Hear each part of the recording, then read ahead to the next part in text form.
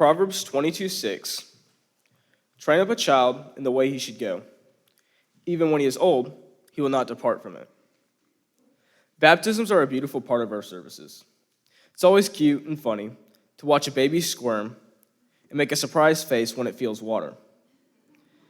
But the beauty of it doesn't just lie in the physical baptism, but also in the spiritual one too. When a child is baptized, they don't understand why they're up there, or the importance of what's happening, which is why we don't ask them the vows. We ask the parents and the congregation. Do you, as members of the Church of Jesus Christ, promise to guide and nurture by word and deed, with love and prayer, encouraging her or him to know and follow Christ, and to be faithful members of his church? With each baptism, we make a covenant, a promise to raise each child in the church and to teach him the love and power of God.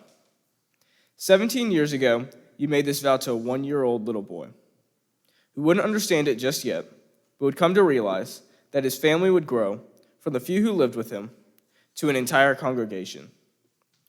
This family has created the roots of my faith, a support group who would hold me up and bring me spiritual nutrients so that I could grow and prosper. My family believes service is one of the most important traits you can have. In 2016, my mom started the Raise Me Up Foundation. Its purpose is to help children have a happy and safe childhood, something that unfortunately many children do not have. My mom has taught me many valuable lessons through the work she has done with this foundation. Whether it's painting and filling foster bags, raising school supplies through the Kindness Locker campaign, or starting the Handle with Care system in Georgia. Her devotion is unconditional. That love and devotion towards all children is wrapped by her faith in God, which impacts each and everything she does. By watching her over the years, she has inspired me to always give to those who are in need, regardless of their circumstances. Now, my dad is a mental health and wellness administrator for Ola Middle School.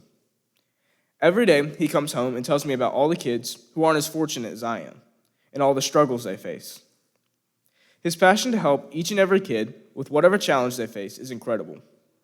It has truly been inspiring to see him pour out his undying love and care for these kids, as he says, by reflecting God's love through his actions.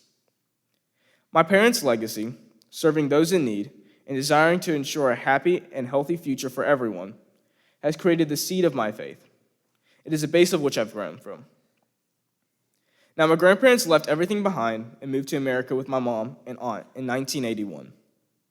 In 1996, my grandfather was diagnosed with Parkinson's disease. My grandparents eventually moved with us in 2002. My grandfather's disease shut down parts of his body, often leaving him immobilized for hours. Since frequent exercise helped him to regain his mobility, he recruited me as his exercise guru. And while the purpose was to help him physically, the time we spent together created comfort time to talk, to hear his stories, and to share my questions. As a kid, his stories always seemed funny and nonsensical. But as I got older, I came to realize that they were actually lessons that he was teaching me. This valuable experience strengthened my comfort and willingness to reach out to others when faced with difficult challenges and questions. And while he has passed, the video recordings of our time together, the memories and the wisdom he shared with me will never be lost. My grandmother has also been one of the most influential people in my life. Every day after school, I run into her room and tell her about my day.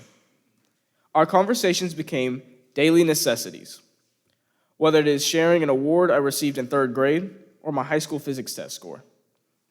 My brothers and I often argue who reached her first on any given day. This relationship helped me to recognize we can grow closer by surrounding ourselves with the love of others and the desire to share that time with that person.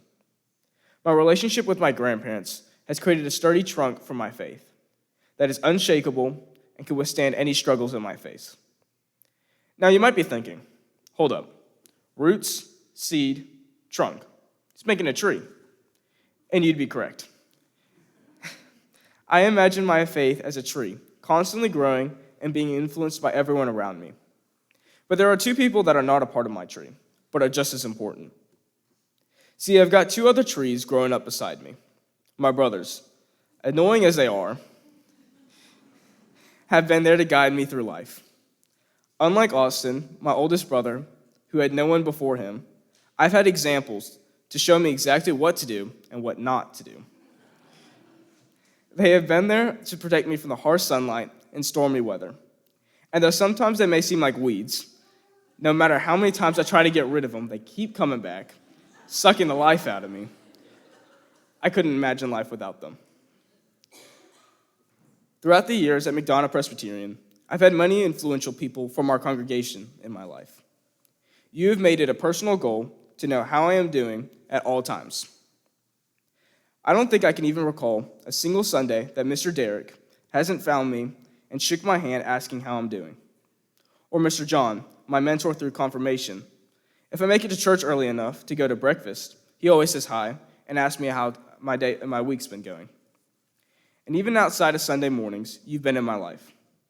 I'll never pass up a chance to go cut wood and shoot clay pigeons with Mr. Tim, Mr. Wade, and Mr. Chuck. This congregation has always been a major part of my life and faith journey. And even those who have left our congregation continue to be in my life, like the Kilgallons and the Hoovers. But there are two members of this church who have been there to guide me every step of the way. For the last 9 years, I have enjoyed sharing time with my piano teacher, Miss Jane. Before I start each lesson, we always just talk. She insists about hearing all the projects and competitions, the books we are reading in class, or how my cross-country practice went. Soon, we would lose track of time in our conversations and scramble to get our piano lesson in before our time was over. Oftentimes, getting a call from my mom asking if I'm planning on having dinner. When the COVID-19 pandemic hit the world, it became unsafe for me to go to her house to practice. But she insisted we could continue our lessons because they were too important to miss.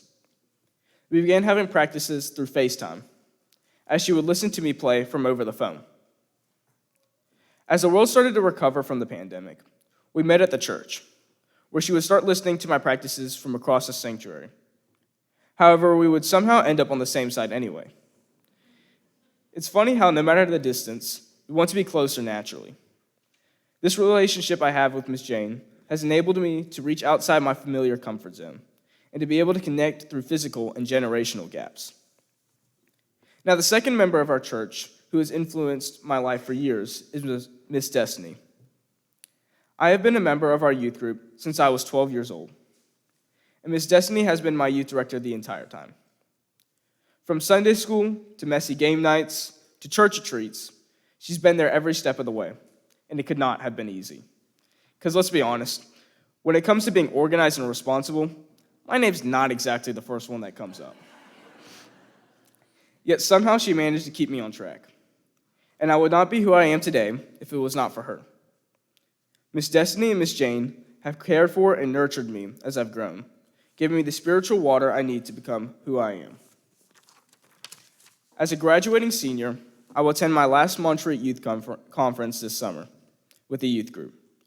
Montreat is truly a special place, and it's often called a thin place between heaven and earth. But the Montreat Conference Center is not physically any closer to heaven than McDonough, Georgia. It's not the place that makes it special, it's the people. The friends I've made at Montreat are lifelong friends. I have made friends that I have physically not seen since my freshman year, but I still talk to them every single day through social media. Some of my friends came with me from our church, and our relationships have only grown stronger. This youth group is very special because it is made up of children who, like me, have been baptized and raised in this church. My faith grows with each connection I make, every new person I meet, and every conversation I have. This group of friends has created the branches of my faith, allowing me to reach out and grow towards others, creating new and meaningful relationships. Now, these last few months have been full of decisions. What college am I going to go to? What do I want to be? What will I choose as my major? Who's going to be my roommate? Some days I can see my whole future ahead of me, but other days it's like looking through a snowstorm. But then I think about the theme of this service. What does the Lord require of you? And I realize it's okay to not have all the answers or know what's coming next. God has a plan for me, whether it is to go to Augusta and become an ophthalmologist or to change my major 6 times. God knows exactly what's going to happen, and He's put these people in my life for a reason, to make me who I am, and I know, whatever may come, these people have prepared me to face any challenges that are thrown my way. Now, the seasons are changing, and I'm going away to college. But that doesn't mean the faith I have or the relationships I've made are disappearing. I may be shedding my leaves to prepare for the future winter, but my seed, roots, trunk, and branches are stronger than ever. And when springtime rolls around, I may be a little different. I may have more branches and new leaves, but my faith will always be the one grown in this church, by this congregation, and this family. Because as the readings from Proverbs said, you have trained up a child in the way he should go. Even now that he is older, he will not depart from it.